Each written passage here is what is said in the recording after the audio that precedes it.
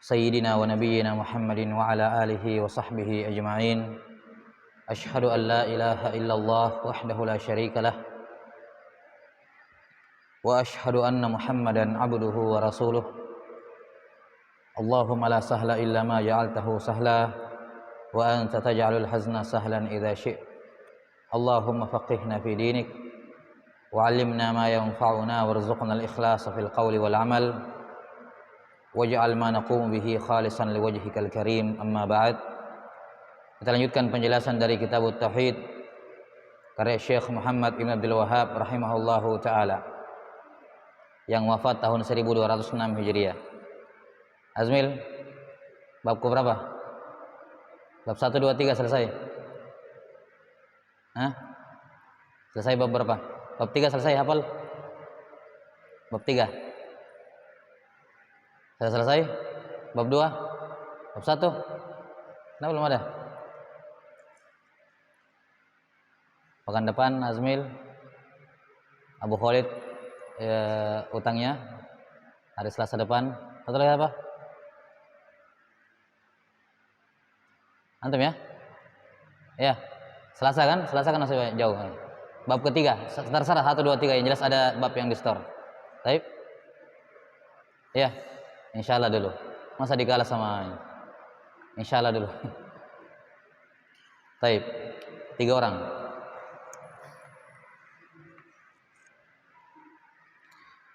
Qala rahimahullahu taala, kita bacakan ulang babnya, bab yang ketiga, baru kita bacakan masail. Qala rahimahullahu taala bab man haqqaqa tauhida dakhalal jannata bighairi hisab. Bab barang siapa yang mentahqiq tauhid, ya, maka dia akan masuk surga tanpa hisab. Wa qaulullahi ta'ala walladzina amanu inna ibrahima wa qaulullahi ta'ala inna ibrahima kana ummatan qanitan lillahi hanifa wa lam yakun minal musyrikin. Wa qaulihi ta'ala walladzina hum birabbihim la yusyrikun. Ya, ini sudah dijelaskan ayatnya ya.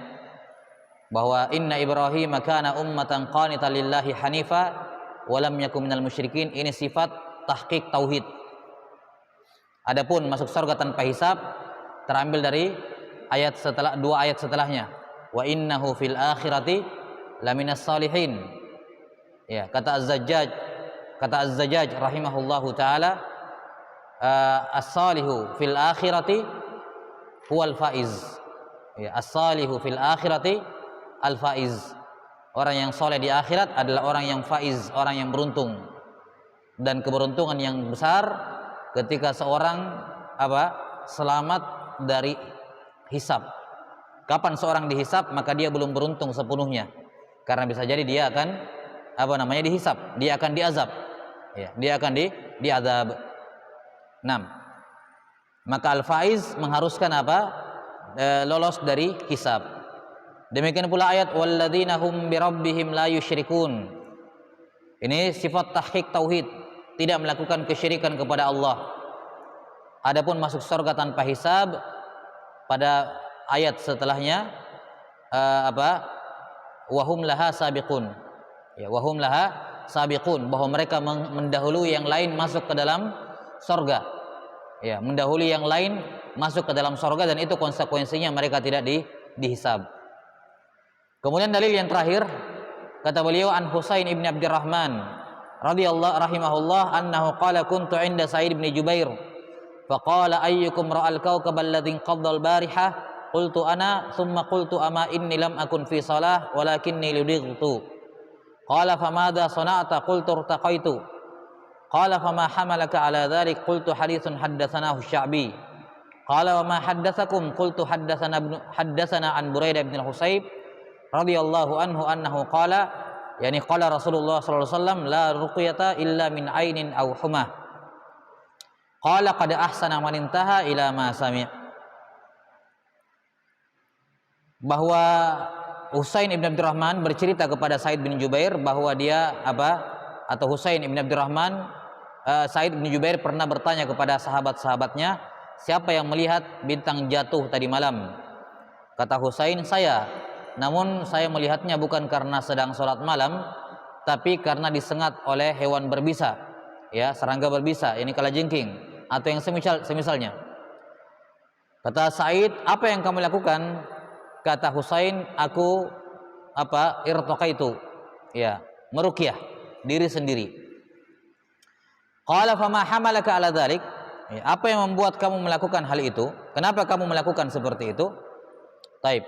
Sebelumnya di sini irtaqaitu dalam riwayat Muslim istarqaitu dengan wazan istaf'ala yang bermakna talabur ruqyah, meminta ruqyah. Maka Husain bin Abdurrahman berkata irtaqaitu. Apa itu irtaqaitu? Yani saya minta diruqyah. Sebagaimana dalam riwayat Imam Muslim istarqaitu. Ya. Apa yang kamu lakukan ketika kamu disengat oleh kalajengking? Kata Husain bin Abdurrahman, saya minta diruqyah. Kata Sa'id bin Jubair, kenapa kamu minta diruqyah? Kenapa enggak meruqyah sendiri? Kata Husain, berdasarkan hadis yang Asy-Sya'bi menceritakan kepada kami. Kata Husain, apa yang diceritakan kepada kamu oleh Asy-Sya'bi? Dia menceritakan kepada kami dari Buraidah ibn Husayb dari Nabi SAW bahwa beliau bersabda, tidak ada ruqyah kecuali penyakit ain dan humah. Kecuali dari penyakit ain dan humah. Di takhfif mimnya, humah. Adapun kalau di tasydid humah itu demam, penyakit demam, humah. Adapun ini humah, yakni sengatan dari hewan berbisa atau serangga berbisa. Qala, kata Sa'id bin Jubair, ya, apa yang kamu lakukan sudah baik. Kamu beramal berdasarkan hadis yang kamu dengar. Tapi saya mendengar atau Abdullah bin Abbas menceritakan kepada saya, kata Sa'id bin Jubair, dari Nabi sallallahu alaihi wasallam bahwa beliau bersabda, "Uridat alayyal umam fara'aitu an-nabiyya wa ma'ahu ar-rahq wan nabiyya wa ma'ahu ar-rajulu war-rajulan wan nabiyya wa laysa ma'ahu ahad. Idh rufi'a li sawadun 'adzim fa dhanantu annahum ummati. Faqila li hadha Musa wa qaumuhu fa nadhartu fa idza sawadun 'adzim. Faqila li hadhihi ummatuk wa ma'ahum 70 alfan yadkhuluna al-jannata bighairi hisabin wala 'adzab." Kata Nabi SAW, diperlihatkan kepadaku umat manusia yang sangat banyak. Ya, saya melihat kumpulan manusia yang sangat banyak. Maka saya pun berpikir kata beliau, diperlihatkan kepadaku umat-umat terdahulu. Kemudian saya melihat seorang nabi bersama dia 3 sampai 9 orang. Saya melihat nabi bersama dia satu atau 2 orang. Dan saya melihat nabi tidak ada seorang pun bersamanya. Tiba-tiba diperlihatkan kepadaku kumpulan orang yang sangat besar, yang sangat banyak. Aku mengira itu umatku, mereka umatku. Maka dikatakan kepadaku, itu Musa dan kaumnya, bukan umatmu wahai Muhammad sallallahu alaihi wasallam. Kemudian saya melihat lagi kumpulan orang yang sangat besar, yang sangat banyak. Baru dikatakan kepadaku, yang ini umatmu. Di tengah-tengah mereka ada 70.000 orang yang masuk surga tanpa hisab dan tanpa azab. Ini sisi pendalilannya kemarin. Tsumma nahadha fa dakhala manzilahu fa khadha an-nasu fi ulaik. Fa qala ba'dhum fala'allahum alladhina sahibu Rasulullah sallallahu alaihi wasallam. Wa qala ba'dhum fala'allahum alladhina wulidu fil Islam falam yusyriku billahi syai'a wa dzakaru asya'. Ketika itu setelah menyampaikan ada 70.000 orang yang masuk surga tanpa hisab dan tanpa azab, beliau berhenti kemudian masuk ke dalam rumahnya. Sehingga para sahabat diskusi, siapa saja 70.000 orang ini? Siapa kira-kira 70.000 orang ini yang masuk surga tanpa hisab dan tanpa azab? Sebagian mengatakan mungkin yang dimaksud adalah para sahabatnya Rasulullah SAW. Ya. Sebagian mengatakan mungkin yang dimaksud adalah anak-anak yang lahir dalam keadaan muslim, orang tuanya muslim, sehingga mereka meninggal tidak pernah bersentuhan yang namanya kesyirikan. Ada pendapat lain di tengah sahabat. Kemudian Rasulullah SAW keluar menjumpai mereka dan mengabarkan siapa 70.000 orang itu. Faqala humul ladzina la yastarqun wa la yaktawun wa la yatatayyarun wa ala rabbihim yatawakkalun. Mereka adalah orang yang tidak minta diruqyah, tidak berobat dengan metode kai, dengan besi panas, wa la yatatayyarun, tidak meyakini tatayyur, wa ala rabbihim yatawakkalun. dan hanya kepada Tuhan mereka bertawakal. Ini 3 permasalahan: istirqa, tentang ruqyah, tentang kai, tentang tatayur, tentang tawakal. Ini 4 permasalahan akan datang setiap babnya. Jadi kita tidak jelaskan di sini masing-masing, akan datang tersendiri babnya. Kita skip pembahasannya di sana. Jelas ya? 6. Faqama Ukasha bin Mihsan. Jadi ini sifatnya orang yang mentahqiq tauhid. Orang yang mentahqiq tauhid adalah orang yang bertawakal kepada Allah. Itu intinya. Inti dari tahqiq tauhid adalah bertawakal kepada Allah. Yang mana bertawakal kepada Allah diwujudkan dalam bentuk tidak tergantung kepada makhluk. Makanya dia tidak minta diruqyah. Kapan dia minta diruqyah? Tergantung hatinya sama tukang ruqyahnya. Terkait hatinya dengan tukang ruqyahnya. Ya. Jelas ya? Tidak berobat dengan kai. Apa itu penyakit? Kai itu mengobati penyakit dengan besi panas. Ya. Ya, ini sampai sebegitunya pengen sembuh, sampai-sampai rela menyiksa dirinya dengan besi panas. Ini bukan ciri orang bertawakal. Menyiksa dirinya hanya untuk sembuh. Ini bukan orang bertawakal kepada Allah seperti ini. Sudah sampai sini? Enggak, orang bertawakal kepada Allah enggak sebegitunya. Sakit tapi enggak sebegitunya mau sembuh. Ya, seakan-akan kesembuhan ditentukan dengan harus pakai besi panas, kalau enggak sakit terus sehingga direlakan dirinya. Ini bukan ciri orang bertawakal seperti ini. Merelakan dirinya susah hanya untuk sembuh. Menyiksa dirinya hanya untuk sembuh. Bukan orang bertawakal. Terkait hatinya dengan itu. Demikian pula tatayur, meyakini pamali atau yang semacamnya, ini jelas bukan orang bertawakal. Kemudian faqama Ukasha bin Mihsan radhiyallahu anhu faqala ya Rasulullah ud'u Allah yaj'alani minhum, qala anta minhum. Thumma qama rajulun akhar faqala ud'u Allah yaj'alani minhum, faqala sabaqaka biha Ukasha. Berdiri Ukasha bin Mihsan berkata, ya Rasulullah, berdoalah kepada Allah agar menjadikan saya termasuk mereka. Kata beliau, kamu termasuk mereka. Berdiri orang kedua mengatakan, ya Rasulullah, doakan saya juga. Kata beliau, engkau sudah didahului oleh Ukasha. Taib. Qala rahimahullahu ta'ala fihi masail. Dalam bab ini ada beberapa permasalahan. Al-ula, yang pertama, ma'rifatu maratibin nasi fit tauhid. Mengetahui adanya tingkatan-tingkatan manusia dalam tauhid. Ini perkara yang penting difahami. Manusia dalam tauhid tidak satu tingkatan, tapi bertingkat-tingkat, berjenjang-jenjang. Ya. Tingkatan yang tertinggi ini tentunya diambil dari apa? Dari mana dipahami bahwa manusia berjenjang dalam masalah tauhid? Dari judul bab, bahwa ada manusia yang tidak dihisab. Ya, ada manusia yang tidak diazab. Di bab sebelumnya ada orang bertauhid tapi diazab, masuk neraka dulu. Ada orang bertauhid tapi dihisab. Menunjukkan apa? Orang bertauhid itu bertingkat-tingkat. Ini jelas pendalilannya.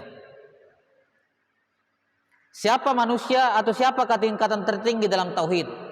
Tingkatan tertinggi dalam tauhid tentunya berdasarkan pembahasan kita adalah yang paling tinggi yang masuk surga tanpa hisab dan tanpa azab. Ini yang paling tinggi. Masuk surga tanpa melewati hisab, tanpa ada azab sama sekali. Tidak dikubur, tidak azab kubur, tidak juga azab di neraka. Enggak ada. Ini yang paling tinggi. Yang kedua, antum berdua ngapain? Hah? Yang main-main. Tenang. Yang kedua adalah orang yang masuk surga tapi hisab. Masuk surga tapi apa? Dihisab. Ini tingkatan di bawahnya. Dia tetap masuk surga, tidak ke neraka, tapi melalui hisab. Ini tingkatan di bawahnya. Tingkatan yang di bawahnya, tingkatan yang ketiga, masuk surga tapi ke neraka dulu sebentar. Ya. Ke neraka dulu sebentar. Masuk surga, orang bertauhid dia, masuk surga tapi ke neraka dulu sebentar. Tingkatan yang keempat, masuk surga, ke neraka tapi lama di neraka baru keluar. Orang bertauhid juga. Orang bertauhid masuk surga, tapi ke neraka dulu dan di nerakanya lama. Di nerakanya apa? Di nerakanya lama. Nah, secara umum tingkatannya seperti ini. Jadi kalau kita melihat, tidak semua orang yang bertauhid langsung masuk surga, enggak semua. Ada yang ke neraka dulu. Ketika di neraka ada yang sebentar, ada yang lama. Ya kan? Ada yang sebentar, ada yang lama. Ketika Allah Subhanahu wa taala memberikan syafaat, menyuruh Nabi Muhammad SAW untuk mengeluarkan umatnya dari neraka, dikatakan di kloter-kloter terakhir, yang paling terakhir keluar dari neraka, di antaranya dikatakan akhriju minan nar man qala la ilaha illallah. Keluarkan dari neraka orang yang mengucapkan la ilaha illallah. Ini yang paling terakhir keluar dari neraka. Paling terakhir. Akhriju minan nar man kana fi qalbihi mithqala dzarratin min iman. Keluarkan dari neraka orang yang di dalam hatinya seperti semut keimanannya. Ini kloter-kloter terakhir keluar dari neraka ini. Lama di dalam. Sudah sampai sini? Jadi orang bertauhid ada yang masuk surga langsung, tidak pakai hisab, tidak pakai azab. Ada juga orang bertauhid langsung masuk surga tapi lewat hisab, tidak diazab sama sekali. Ada orang bertauhid diazab dulu di neraka sebentar tapi baru masuk surga. Dan yang terakhir ada yang bertauhid disiksa di neraka, lama di neraka, terakhir baru masuk surga. Maka tingkatan orang bertauhid bertingkat-tingkat. Karena itulah perhatikan, kalau seorang sudah punya tauhid, dia sudah punya jaminan masuk surga. Dan sampai sini, orang yang bertauhid kepada Allah, dia sudah pegang jaminan masuk surga. Secara umum ya, kita tidak berbicara individu. Hukum umum, semua orang bertauhid pasti masuk surga. Maka yang dia usahakan ketika dia hidup, bagaimana caranya supaya saya tidak ke neraka? Ya kan begitu. Kalau masuk surga pasti. Orang bertauhid masuk surga pasti. Tinggal dia usahakan dengan sholatnya, dia usahakan dengan puasanya, dia usahakan dengan zakatnya, dengan hajinya, dengan tutur katanya, dengan akhlaknya, ya, dengan semua ibadah yang dia bisa kerjakan, dia usahakan dengannya agar dia tidak ke neraka. Kalaupun ke neraka jangan sampai lama, kan begitu. Ya, jadi dia usahakan semaksimal mungkin. Yang jelas dia sudah pegang jaminan masuk surga kalau dia bertauhid. Dia meninggal dalam keadaan tidak berbuat syirik, dijamin masuk surga. Tinggal bagaimana agar dia tidak ke neraka. Itu yang kita usahakan. Yang kita usahakan semaksimal mungkin. As-saniyah, masalah kedua, ma makna tahqiqihi. Apa yang dimaksud dengan mentahqiq tauhid? Sudah kita jelaskan mananya ya. Tahqiq tauhid adalah apa? Menancapkan tauhid dalam dirinya dengan melaksanakan semua syarat-syarat tauhid yang 7. Syarat la ilaha illallah kemarin yang 7, ya, kerjakan semuanya, jelas, dan jauhi 3 perkara, yaitu syirik, bid'ah, dan maksiat. Ini definisi tahqiq tauhid sebagaimana yang telah berlalu. As-salisah sana'uhu subhanahu ala Ibrahim bikaunihi lam yakun minal musyrikin. Pujian Allah Ta'ala kepada Nabi Ibrahim. Apa pujiannya Allah kepada Nabi Ibrahim? Lihat bahwa Ibrahim bukan termasuk orang musyrik. Ini menunjukkan kalau orang tidak melakukan kesyirikan, tidak tergolong ke dalam orang-orang musyrik, ini pujian yang besar. Iya. Kenapa ini menjadi pujian yang besar? Karena hampir semua penduduk di negerinya Nabi Ibrahim, hampir semuanya melakukan kesyirikan, hampir semuanya. Hanya segelintir yang bertauhid seperti Nabi Ibrahim alaihissalam, sedikit sekali. Maka orang yang bertauhid di tengah-tengah orang musyrik, dikatakan dia tidak termasuk orang musyrik, itu pujian bagi dirinya. Ya. Dan kalau kita lihat di zaman sekarang, menjadi orang yang betul-betul murni tauhidnya di tengah-tengah orang yang, ya, di tengah-tengah masyarakat, ya, yang sebagian di antara mereka masih terjerumus dalam kesyirikan dalam keadaan tidak sadar, ya, dalam keadaan tidak sadar, tidak tahu kalau itu syirik. Ini menunjukkan bahwa menjadi orang bertauhid di tengah-tengah semua itu kelebihan, itu keutamaan, fadlu minallah, itu pujian dari Allah Subhanahu wa taala. Lihat Nabi Ibrahim dipuji bahwa dia tidak termasuk orang musyrik. Ini pujian Allah taala kepada beliau. Ar-rabi'ah sana'uhu azza wa jal ala sadatil awliya bisalamatihim minasyirk. Pujian Allah kepada para wali, ya, pujian Allah taala kepada para walinya dari kalangan orang-orang beriman dan bertakwa. Apa pujiannya? Bahwa mereka selamat dari kesyirikan. Dalilnya walladzina hum birabbihim la yusyrikun. Bahwa mereka wali-wali Allah jauh dari kesyirikan kepada Allah Subhanahu wa taala. Al-khamisah, masalah kelima. Kaunu tarkir ruqyati wal kai min tahqiqi tauhid. Masalah yang kelima, meninggalkan ruqyah dan meninggalkan kai termasuk tahqiq tauhid. Perhatikan, ini nas langsung dari Nabi sallallahu alaihi wasallam. Kalau ini tidak bisa ditawar-tawar, ini langsung keluar, langsung ditangsis oleh Nabi Muhammad sallallahu alaihi wasallam bahwa ciri tahqiq tauhid adalah tidak ruqyah. Yang dimaksud tidak ruqyah di sini adalah tidak minta diruqyah. Jadi ucapan beliau di masalah yang kelima, tarkur ruqyah, maksudnya tarku talabir ruqyah, meninggalkan meminta ruqyah. Adapun meruqyah sendiri, ya, adapun meruqyah diri sendiri tidak masuk. Nabi Muhammad SAW meruqyah, ya, beliau meruqyah Al Hasan Al Husain, beliau sendiri diruqyah oleh Jibril ketika beliau kena sihir, ya kan? Maka tidak ada masalah pada meruqyah, tidak ada masalah pada meruqyah dan diruqyah, tidak ada masalah. Kita yang meruqyah atau kita yang diruqyah tidak ada masalah. Mau yang diruqyah diri sendiri atau diruqyah orang lain tidak ada masalah. Nabi SAW melakukannya. Yang mencacati tahqiq tauhid adalah ketika minta diruqyah. Kenapa?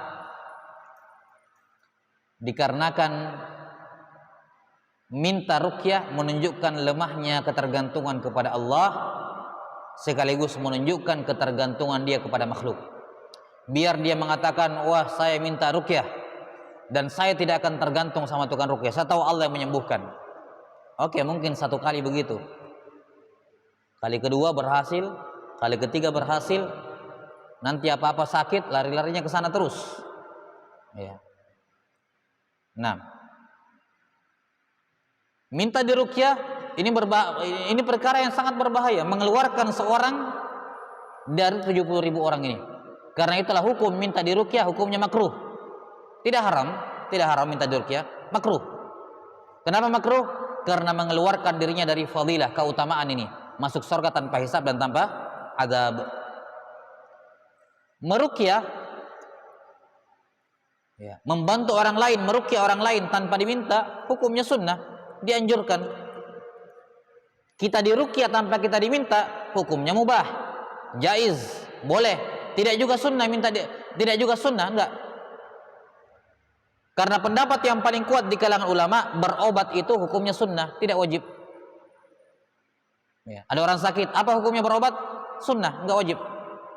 Kalau dia ingin membiarkan dirinya sakit dengan tujuan untuk menambah kesabaran agar banyak dosanya terhapus, agar banyak pahala didapatkan gara-gara sabar, dia boleh melakukannya dan tidak ada masalah.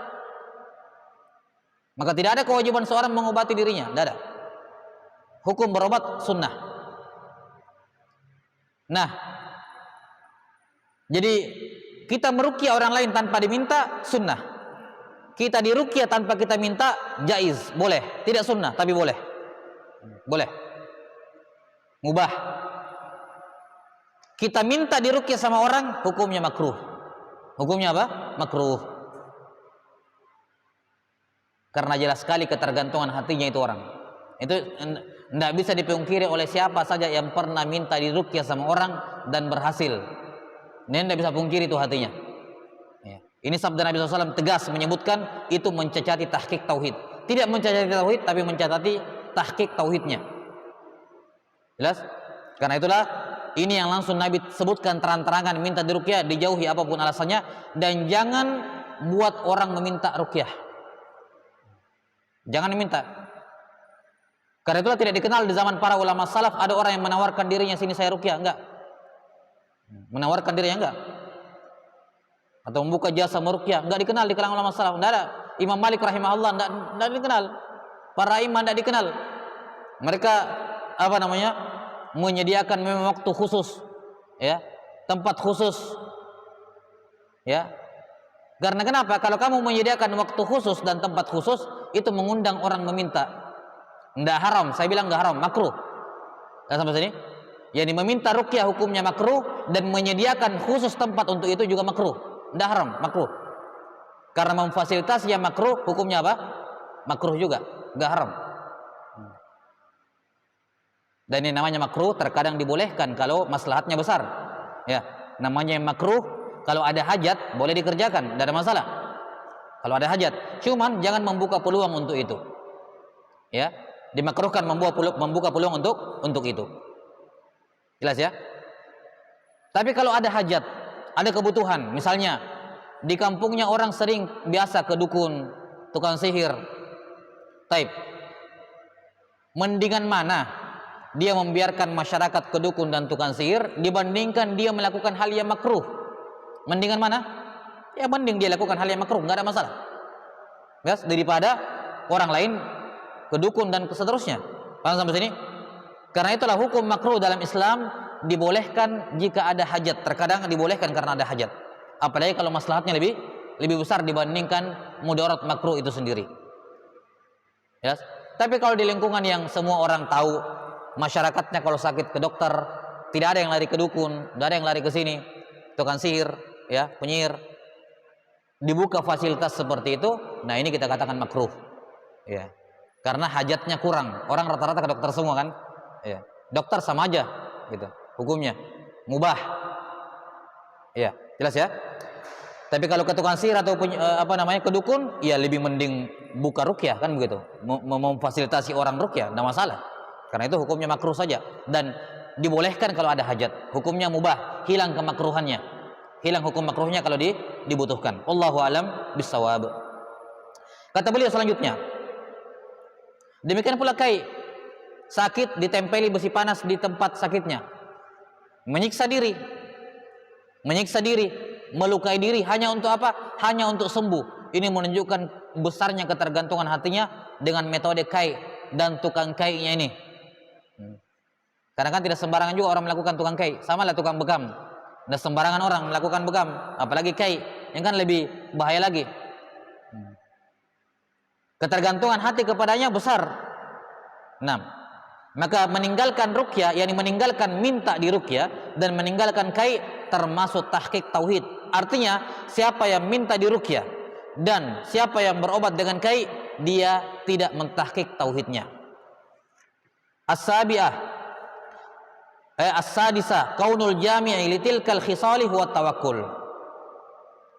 Sifat yang menghimpun, ya, sifat yang menghimpun yang disebutkan tadi, tidak boleh minta diruqyah, tidak boleh kai, tidak boleh meyakini pamali dan semacamnya. Sifat yang menghimpun semuanya adalah at-tawakkal. Tawakal kepada Allah Subhanahu wa taala. Berupa penyandaran hati sepenuhnya hanya kepada Allah, ketergantungan hati seluruhnya hanya kepada Allah Subhanahu wa taala, harapannya semuanya hanya kepada Allah. Adapun selain Allah taala dijadikan sebagai sebab saja. Tidak ada ketergantungan hati kepada sebab. Tidak ada ketergantungan hati kepada sebab. As-sabi'ah, masalah yang ketujuh, umqu ilmi sahabati lima'rifatihim annahum lam yanalu dzalika illa bi'amal.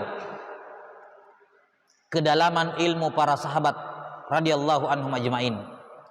Ketika Nabi SAW mengabarkan akan ada 70.000 orang yang masuk surga tanpa hisab dan tanpa azab, kemudian Nabi tidak kabarkan, apa yang mereka lakukan? Langsung mereka diskusi, siapa mereka, apa amalan mereka sehingga masuk ke sini, masuk dalam kategori ini maksud saya. Jadi kedalaman ilmu sahabat di mana mereka tahu bahwa 70.000 orang ini tidak mungkin langsung tiba-tiba dapat keutamaan itu. Pasti ada amalan khususnya. Yes? Pasti ada amalan spesifik di atas rata-rata amalan pada umumnya. Ya. Di atas rata-rata amalan pada umumnya. Karena itulah mereka kemudian berpikir, amalan apa kira-kira yang dilakukan sehingga masuk dalam 70.000 orang ini. Ada yang mengatakan, oh mereka sahabatnya Rasulullah SAW, sahabat dekatnya beliau. Iya. Ada yang mengatakan mereka lahir dari orang tua muslim, tidak pernah berbuat syirik. Menunjukkan ini semua amalan besar. Taib. Ditutup semua dalam kandang. Pintu belakang. 6. Jadi kedalaman ilmu sahabat bahwa tidak mungkin ada orang memperoleh 70.000 derajat ini masuk surga tanpa azab kecuali dengan amalan. Harus ada amalan. Ya, ini lihat dalamnya pemahaman para sahabat. Sementara sebagian orang mengatakan di zaman belakangan ini, di zaman sekarang, yang penting kamu sudah bilang la ilaha illallah, selesai masalah. Biar kamu tidak sholat, tidak puasa, yang penting mengucapkan la ilaha illallah, tidak pindah agama, ya sudah, selamat. Para sahabat tahu betul keutamaan besar seperti ini tidak mungkin kalau tidak ada amalan. Bahkan amalannya amalan khusus, bukan amalan sembarangan. Bukan amalan sembarangan. As-saminah hirsuhum 'alal khair. Semangat para sahabat dalam mendapatkan kebaikan. Ya. Dari mana ini diambil? Dari mana ini diambil bahwa para sahabat semangat menginginkan kebaikan? Yakni dari diskusi mereka. Setelah Nabi mengabarkan ada 70.000 orang seperti ini, Nabi tidak kabarkan, beliau masuk ke rumah, langsung mereka diskusi. Siapa mereka ini? Ayo kita lakukan amalan mereka. Ya. Ini menunjukkan tingginya apa? Semangat mereka dalam meraih kebaikan. Karena ketika mereka mendengarkan kebaikan, langsung dibahas. Siapa orangnya, apa syaratnya mendapatkan keutamaan itu, kebaikan itu. Ini ya. Jelas ya? Kemudian ini juga bisa dilihat dari amalannya Ukasyah. Setelah Nabi SAW menyebutkan ciri 70.000 orang itu, tidak tunggu lama, langsung Ukasyah berdiri, ya Rasulullah doakan saya. Ini juga hirs yang besar dari siapa? Sahabat.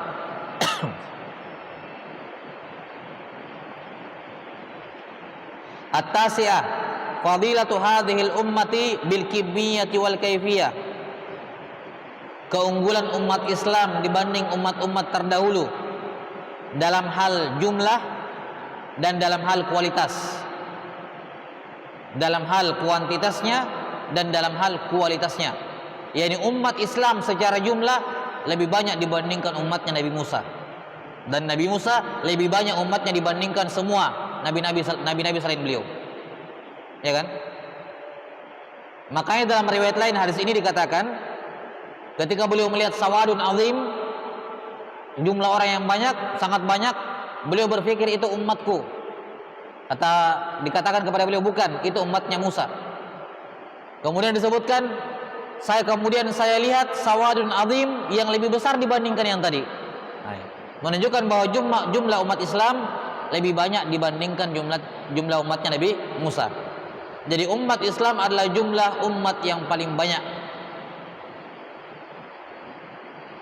Dan juga umat Islam lebih baik dari sisi kualitas.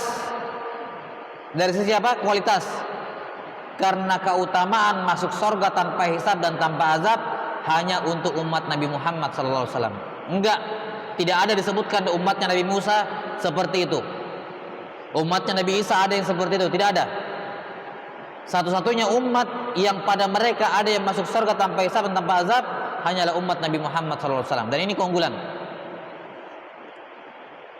Tatkala umat Islam menjadi umat yang paling banyak jumlahnya dan yang paling berkualitas, maka wajar kalau 2/3-nya surga, 2/3 penduduk surga itu dari umat Islam, umatnya Nabi Muhammad SAW. Ya, kata Nabi SAW dalam riwayat yang sahih, kalau nggak salah dalam riwayat Imam Ahmad, ahlul jannati ishruna wa mi'atu saf wa antum samanun. Kata Nabi SAW, penduduk surga total penghuni surga ada 120 saf. Kalian wahai umat Islam menempati 80 saf. Jadi 2/3-nya. Ya, 2/3-nya. 40 saf itu untuk umat-umat yang lain. Dari umat Nabi Adam, dari Nabi Adam sampai Nabi Isa itu mengambil 40 saf. 80 safnya sendiri umat Islam, umatnya Nabi Muhammad sallallahu alaihi wasallam. Maka jumlah umat beliau paling banyak, yang masuk surga juga paling banyak, dan kualitas juga paling besar. Karena hanya di umat Islam ada orang masuk surga tanpa hisab dan tanpa azab.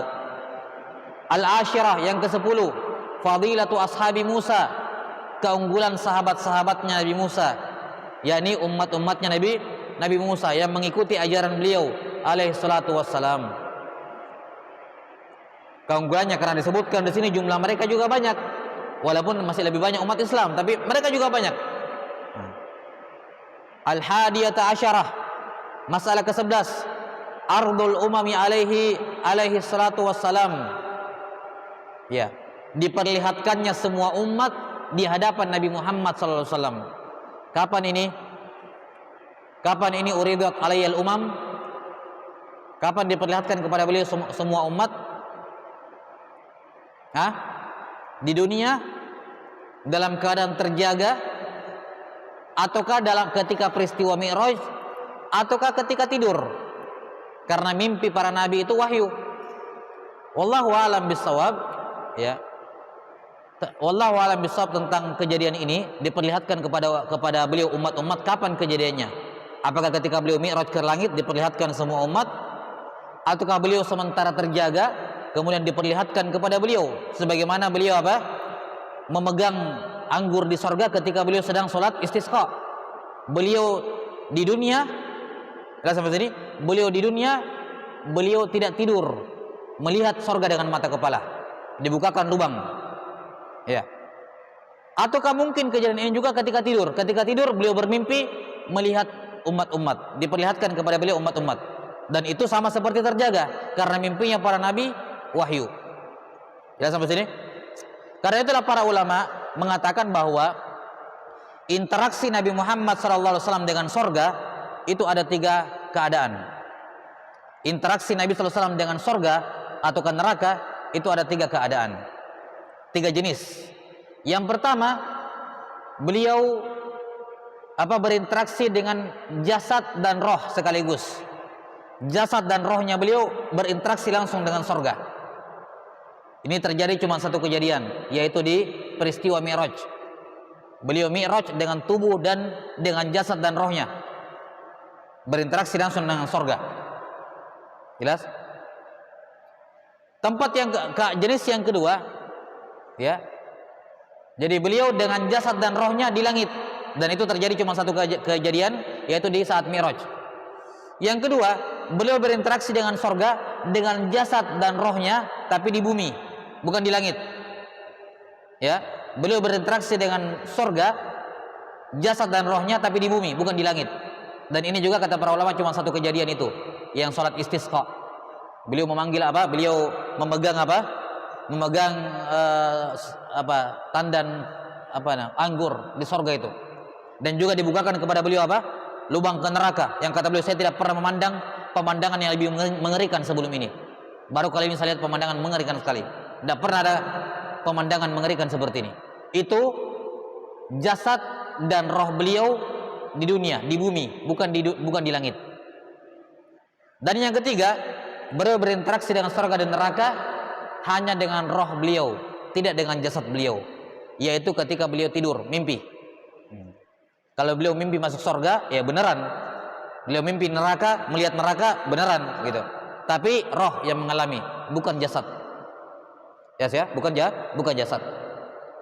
Di sini Nabi SAW diperlihatkan umat-umat, wallahu a'lam bissawab. Iya. Kejadian ini yang mana? Apakah ketika beliau Mi'raj ke langit diperlihatkan, ataukah mungkin momen yang lain di dunia, beliau bangun, beliau terjaga, tidak sedang tidur, kemudian diperlihatkan kepada beliau, ataukah mungkin ketika beliau tertidur, ya, di mimpi. Jelas ya? Disebutkan dalam riwayat Imam Tirmidzi dan An-Nasai dari Husain ibnu Abdurrahman bahwa kejadian ini terjadi pada malam Isra. Pada malam Isra. Ya, wallahu a'lam bissawab tentang masalah ini, karena sebagian juga mengkritik. Karena ini kan hadis dibawakan di Madinah, sementara Isra kejadiannya di Mekah. Isra dan Mi'raj di Mekah. Ya. Walaupun ada sebagian ulama mengatakan Isra Mi'raj terjadi 2 kali. Ya, ada. Tapi ini pendapat yang sangat lemah. Ya, ala kulli hal, dalam riwayat Tirmidzi dan Nasai disebutkan ini kejadian dalam Isra, tapi ini juga dikritik masalah ini. Ya, ada yang mengkritik lah hadisnya. Ya, bahwa ini hadisnya tidak hadisnya mungkar. Wallahu a'lam bishawab tentang masalah ini. Yang jelas beliau diperlihatkan kepada beliau umat-umat, wallahu a'lam di mana kejadiannya, tapi yang jelas ini hak tentunya. Asaniya asyarah anna kulla ummatin tuhsyar wahdaha ma'a nabiyihim. Masalah ke-12, setiap umat akan dikumpulkan bersama nabinya masing-masing, dibangkitkan mengikuti nabinya masing-masing. Tidak ada yang ikut ke nabinya yang lain. Ya. Disebutkan di situ apa? Ya, ada nabi bersama dia sekian ya, berarti semua umat mengikuti nabinya. As-salisa asyarah ke-13, qillatu man istajabal anbiya lil anbiya. Sedikitnya orang yang mau menerima dakwah para nabi. Sedikitnya orang yang menerima dakwah para nabi. Ada yang cuma 9 orang umatnya, ada yang cuma 1-2 orang, ada bahkan tidak ada. Ya, menunjukkan sedikit yang menerima dakwah para nabi. Ar-rabi'ata asyarah yang ke-14, anna man lam yujibhu ahadun ya'ti wahdah. Bahwa nabi yang tidak memiliki pengikut, maka dia datang sendirian pada hari kiamat. Dia datang sendirian pada hari kiamat, tidak ada yang mengikutinya. Tidak ada yang mengikutinya. Wallahu a'lam bissawab. Taib, azan dulu baru kita selesaikan dikit lagi.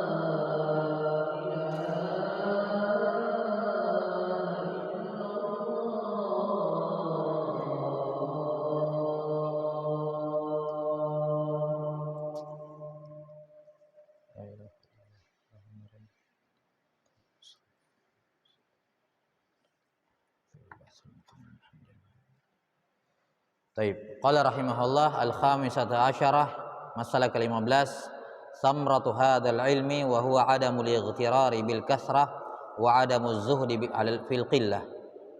Manfaat mengetahui hadis ini, kisah ini, ya, kisah yang dibawakan oleh Ibnu Abbas radhiyallahu anhuma dari Nabi sallallahu alaihi wasallam.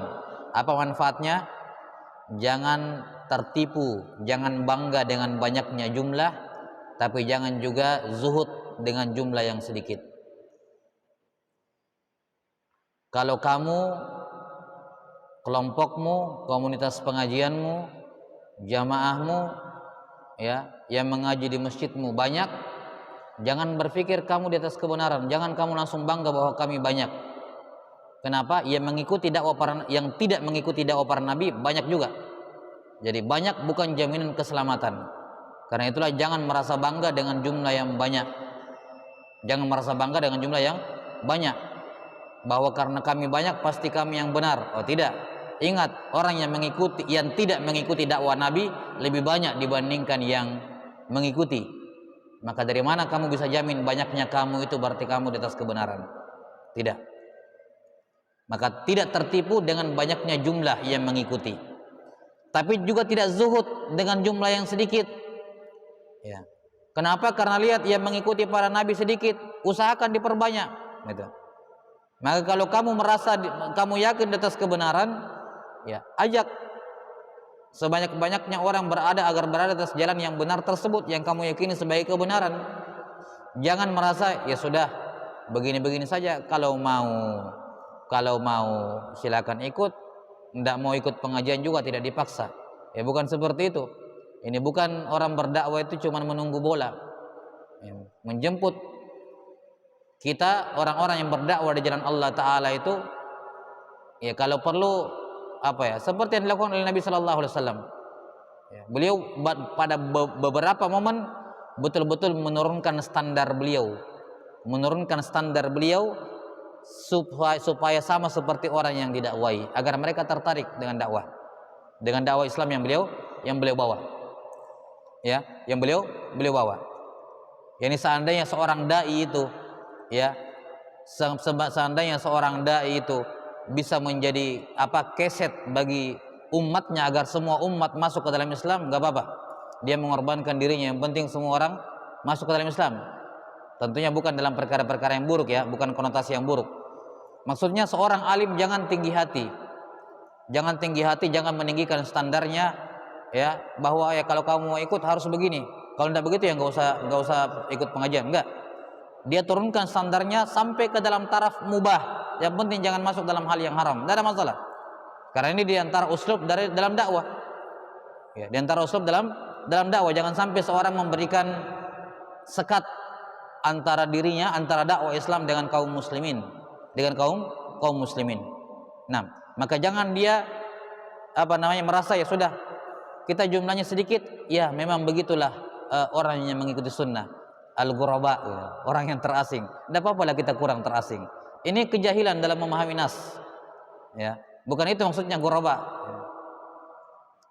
Dia hidup di tengah-tengah masyarakat, banyak menyelisihi masyarakat pada perkara-perkara yang tidak perlu diselisihi, ya. Bersikap kasar kepada masyarakat, ya. Memvonis masyarakat dengan hal-hal yang tidak layak mereka divonis dengannya. Ketika bermusuhan dengan masyarakat, dia mengaku kita ghuraba, memang asing, diasingkan. Ya enggak begitu juga. Ya begitu. Enggak begitu juga. Kamu diasingkan karena perilakumu. Bukan karena kamu berpegang di atas sunnah, bukan. Ya, bukan seperti itu juga. Berlindung di balik hadis atas sikap dia yang tidak bagus kepada kaum muslimin, ya. Karena salah dalam menerapkan, ya, mengamalkan dalil-dalil yang dia fahami, kemudian dia mengatakan memang dakwah sunnah banyak yang benci. Tunggu dulu. Orang dakwah sunnah benci karena siapa? Memang dia benci karena sunnah atau kamu yang membawakannya, membuat orang benci? Kan begitu. Ya. Maka terkadang ada sebagian orang yang berlindung di balik hadis-hadis, dalil-dalil atas akhlak buruk dia kepada orang lain, mengatasnamakan agama. Ini hal yang tidak dibenarkan. Maka jangan zuhud dengan jumlah yang sedikit. Ya, jangan zuhud dengan jumlah yang sedikit. Digunakan semaksimal mungkin semua sarana dan prasarana yang diberikan oleh Allah Ta'ala untuk memperbanyak jumlah kaum muslimin, untuk memperbanyak jumlah orang-orang yang belajar agama Islam dengan baik dan benar. Ya. Kemudian kata beliau rahimahullahu ta'ala, as-sadisata asyarah, yang ke-16, ar-rukhsatu fir ruqyah minal aini wal humah. Pembolehan meruqyah dalam ketika mengobati penyakit ain dan penyakit huma, yakni sengatan hewan berbisa. Boleh diruqyah. Dan ini terjadi. Maksudnya kalau orang kegigit kalajengking, masuk bisanya bisa racunnya kalajengking atau ular kegigit, masuk bisanya dalam tubuhnya, ya diruqyah. Ini sebaik-baik obat ketika itu adalah ruqyah.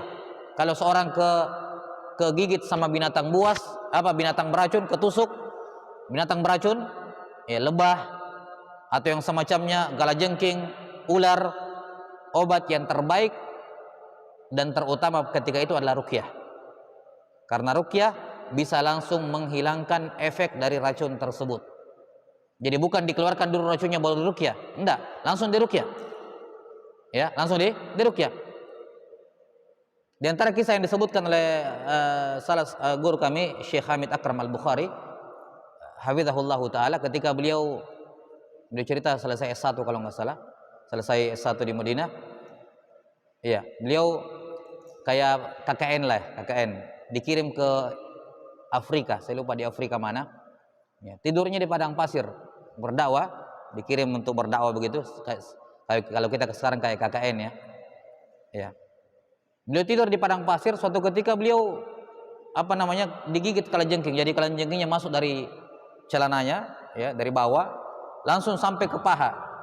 Pas di paha beliau baru sadar bangun, digigit.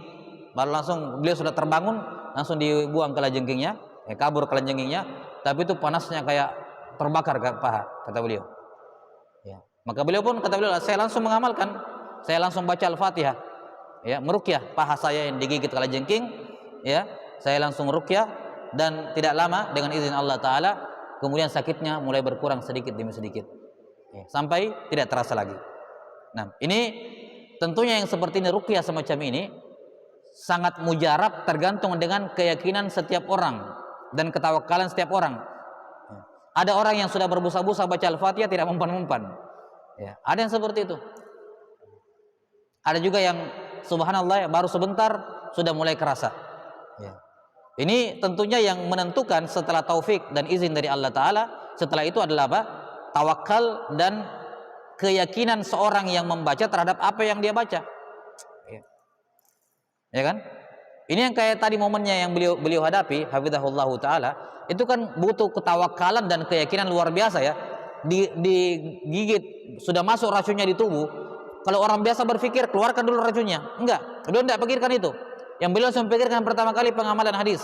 Ini menunjukkan keyakinan dan kepercayaan yang tinggi terhadap hadis Nabi, bahwa beliau bilang ini pasti begitu yang terjadi. Nah, beliau lakukan sebagaimana dilakukan oleh siapa? Abu Sa'id Al-Khudri yang meruqyah pimpinan kaum dengan apa? Dengan surah Al-Fatihah. Langsung beliau buktikan dan mujarab ya, terjadi biidznillah taala. As-sabiyata asyarah, masalah ke-17. Umqu ilmi salafi liqaulihi qad ahsana man intaha ila ma sami' walakin kadza wa kadza walakin kadza wa kadza fa'alima anna al-hadits al-awwal la yukhalifu ats-tsani. Dalamnya ilmu para ulama as-salaf, di mana berdasarkan ucapan Sa'id bin Jubair, telah berbuat baik orang yang beramal berdasarkan dalil yang dia dengar. Tapi saya juga dengar hadis lain dari Ibnu Abbas. Maka Sa'id bin Jubair mengetahui bahwa hadisnya siapa? Hadisnya siapa tadi? Sahabat itu? Sahabat tadi hadisnya?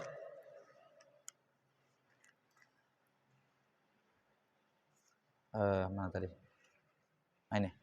Hadisnya Buraidah ibn al-Husayb tidak bertentangan dengan hadisnya siapa? Dengan hadisnya Ibnu Abbas. Hadisnya Buraidah ibn al-Husayb yang mengatakan la ruqyata illa min ainin aw huma, itu diarahkan kepada meruqyah sendiri, tidak minta diruqyah. Sementara hadisnya Ibnu Abbas diarahkan kepada yang minta diruqyah. Maka tidak ada pertentangan. Tidak ada pertentangan. Dan ini mengetahui dua hadis yang zahirnya bertentangan sebenarnya tidak bertentangan, itu butuh kedalaman ilmu yang luar biasa. Nah, as-saminata asyarah, masalah ke-18. Bu'dus salafi am mahdil insani bima laysa fihi. Jauhnya para ulama terdahulu dari memuji seseorang yang apa? Dia tidak lakukan. Ini dari amalannya Husain bin Abdurrahman. Ketika ditanya siapa yang lihat bintang jatuh tadi malam, katanya Husain, saya lihat bintang jatuh tadi malam. Nah, karena ini di zaman generasi awal, di generasi para ulama terdahulu, orang bangun tengah malam tidak ada yang nonton bola, tidak ada. Orang bangun malam pasti salat lail zaman dahulu.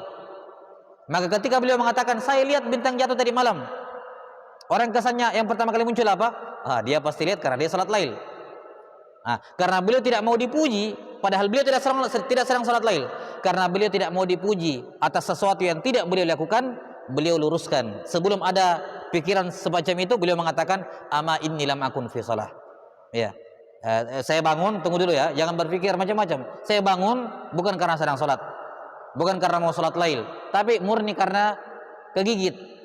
Seandainya tidak kegigit, mungkin saya tidak bangun, gitu maksudnya kan. Jadi jangan berpikir saya lihat bintangnya karena saya sholat malam, enggak. Maka ini sifat orang beriman, pantang dia dipuji untuk sesuatu yang dia tidak lakukan. Bahkan ini merupakan sifat orang munafik yang disebutkan dalam Al-Quran, wa yuhibbuna an yuhmadu bima lam yaf'alu. Mereka senang dipuji atas sesuatu yang dia tidak lakukan, yang mereka tidak lakukan. Ini sifat kemunafikan. At-tasi'ata asyarah, yang ke-19, qauluhu anta minhum alamun min alamin nubuwah. Sabda Nabi sallallahu alaihi wasallam tentang Uqasyah bin Mihsan, kamu termasuk dalam 70.000 orang itu, ini tanda kenabian. Ya, ini tanda kenabian sekaligus syafaat. Ini tanda kenabian, kenapa? Karena itu perkara gaib. Siapa 70.000 orang itu? Tidak ditahu. Kita tidak bisa tentukan siapa 70.000 orang itu. Yang jelas satu orang diantaranya Uqasyah bin Mihsan. Maka masih ada tersisa berapa? 69.999 orang lagi. Kita nggak tahu siapa sisanya. Yang jelas satu orangnya Uqasyah. Itu yang dijamin.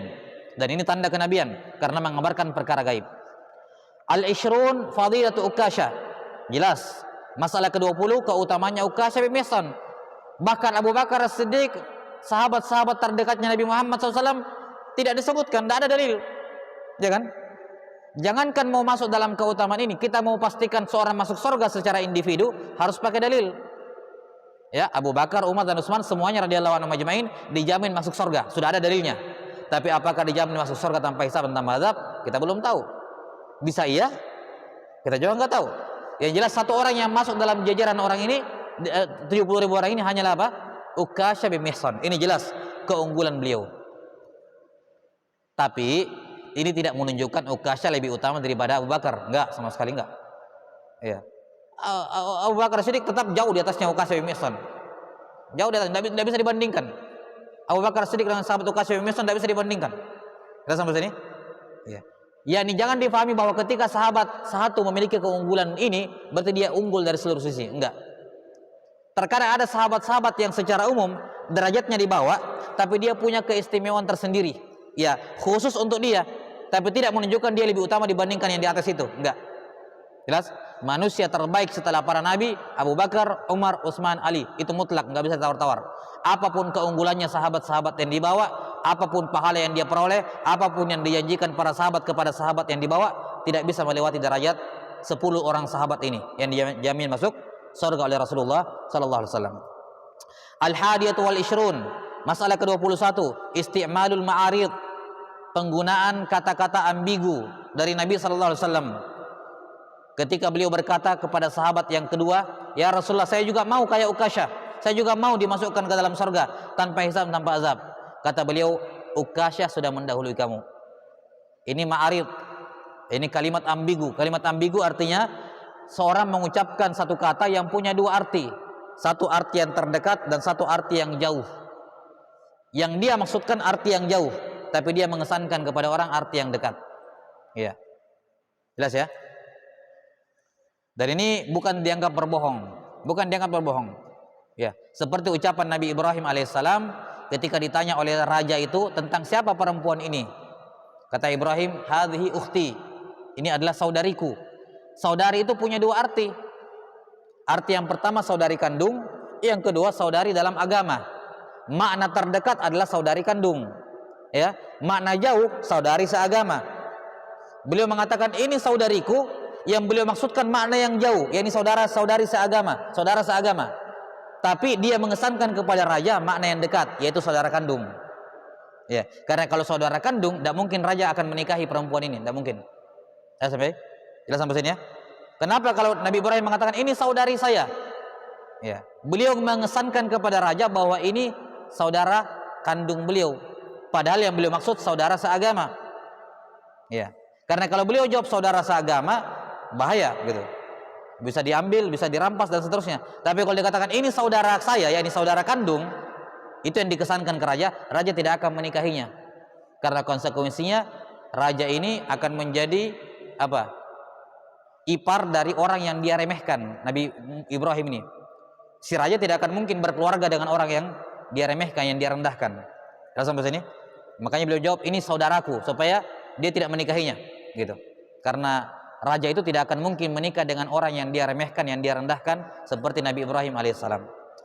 Yang terakhir, as-saniyatu wal ishrun, husnu khuluqihi sallallahu alaihi wasallam, baiknya akhlak beliau sallallahu alaihi wasallam dalam hal pemilihan kata. Ketika sahabat yang kedua mengatakan, "Ya Rasulullah, saya juga mau," beliau sallallahu alaihi wasallam tidak mengatakan, "Oh enggak, kamu enggak layak."